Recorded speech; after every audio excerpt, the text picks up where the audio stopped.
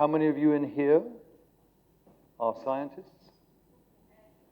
Exactly as I thought. Now, how much nicer when you go to a cocktail event or a dinner or a meeting and you meet a scientist. So you meet someone who's actually decided to become a traditional scientist. You know, either a doctor or a chemist or a physicist or an astronomer. What will be your attitude now? Tell me more. So you're a chemist. I consider myself a scientist myself. You know, I use the experimental method all the time, and I did a little bit of physics and chemistry in school. But you know, you obviously know more than me. Tell me. So you become companion. Now, will that scientist be interested if you mention that you use the experimental method and that you've done a bit of this and a bit of that, and you're interested in his or her subject? Of course they will. So by having that knowledge, not attitude, it's not an attitude that you're a scientist. You are, by definition, a scientist. It will change your life and change your child. So art. 98% of you can't draw genetically. And you know it because you did the experiment. And I did it as well. Experiment was something like this. You're 5 years old, you're in a little class, and the teacher comes in and says, children, we're going to draw an aeroplane.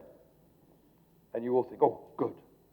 So you've got your pens and paper, you're 5 years old, and you start to draw your first aeroplane. Within 1 minute, what will you naturally be doing?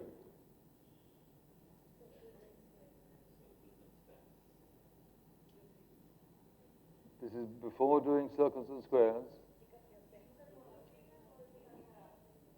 Two of you said it.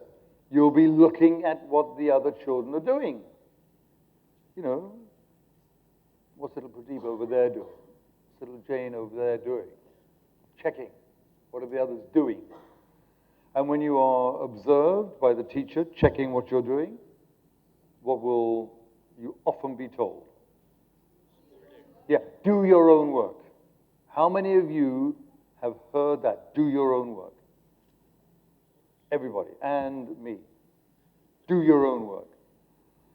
Now, why do your own work? Why do they say do your own work? Because looking around is considered what? Copying. And copying is considered to be cheating. And cheating is bad, wicked, naughty, not to be done in my class. Not to be done in my class. So that is the same as if your parents had waited for you to be 1 year old and you finally get it all together to say your first word and you say, Mama. And they respond by saying to you, you miserable little creep. We always knew you were going to be a cheat. Don't use our language. Make up your own. Because art is an alphabet. It's a language. And all our prime learnings are by what? Copying, mimicking. And it's been taken away. Not only taken away, but you are not allowed to use it. Because it's bad and wicked and naughty, and you are never, ever to do it again. So you're now 5 years old, and you've had all your tools taken away, and you finish your little airplane, and it's a disaster. Then you're allowed to look around, and you see, other disasters and ones that are better than yours, and the other children help you in your realization that yours isn't that good. And then the authority figure comes along and says, that's not a very good airplane, is it, child? You could have put wings on it. And then, for 3 weeks, it is either not on the wall in your little classroom, condemnation by absence, or even worse, it is on the wall in your little classroom. And you've got to look at the horrible thing for 3 weeks. And then the teacher comes back and says, children, we're going to do art again. And your little brain says, what? No way. We're going to be shooting paper clips at the children who did good art. We're going to be daydreaming out the window and looking at the birds and the trees and the clouds. But we're not going to be doing art because we cannot. And from the age of 5, it's gone. Because then the cannot builds and builds and builds. And art becomes this magical, strange, unusual, genius type of stuff. When all it is a very simple alphabet that anybody can learn and anybody can become a competent artist. All the experiments done on people who say they could never draw have shown that within 2 hours they can. And they can do it well. So what the teacher needed to say to you and me was, that's an interesting little aeroplane. Would you like to have wings on the next one? And you say, yes. The teacher says, well, 2 lines here, 2 here, 2 here, and 2 here. And go and speak to that little girl over there. Because she does really good airplanes. She's got a hobby of drawing airplanes. Go and look at hers and copy and ask her how she does it. And then you put in your colors and you look at airplanes, and if you see ones you like, draw them, copy them, and all of us would be artists. So fundamentally, we know we are scientists, and art is a scientific pursuit. And all the great artists confirmed it. There is an image. Hypothesis, I can transfer that through my eyes, occipital nerve, occipital lobe, hand, instrument, onto that surface. And I will check it, check it, check it, check it. Pure science. So we are all scientists, that's agreed, and all artists. So coming back to your point, using images on the computer is a really good idea. And if you find the image of, say, the San Francisco Bridge, or you find the image of the Taj Mahal, or the Eiffel Tower, or a good elephant, or a little kitten, and you really like it, put it on your mind map. What should now also enter your head? I could draw that. I could draw that. And have a little sketch pad. Takes very little time just to add little sketch pad to your desk or studio, whatever it is. And when you see something you like, quickly copy it. And you will find that that skill improves and improves and improves. So now you're going to have an opportunity to use your scientific and artistic capabilities. You're going to create a mind map, which is the mind map of you. Your first note this morning when you were doing your CV will be your draft. But your mind map needs to be stylistically like that, but it's going to be in your hand, your color, your curvilinear branches, your big capitals in the way you decide to do them, in the color and style you decide to do them. The central image is not your name.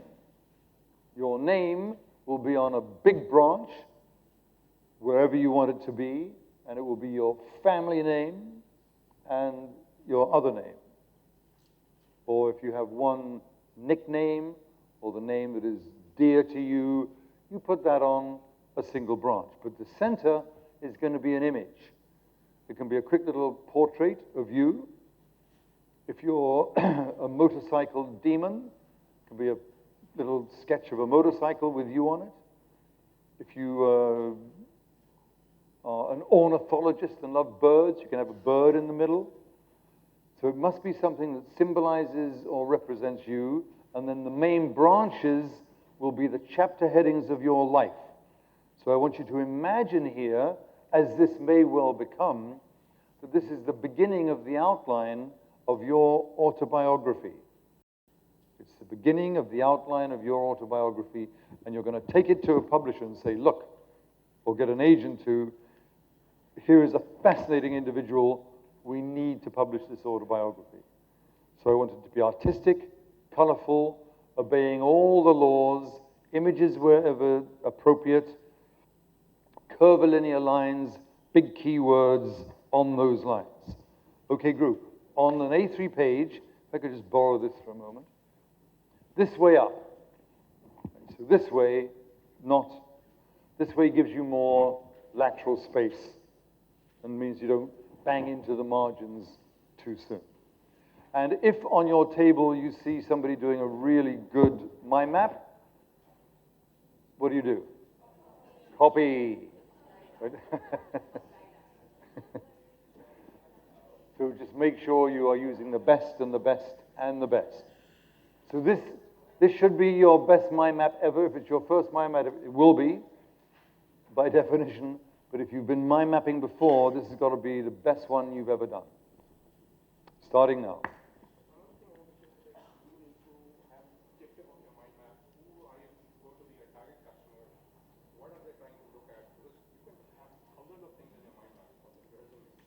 Yes, if you want to target it to someone, you may.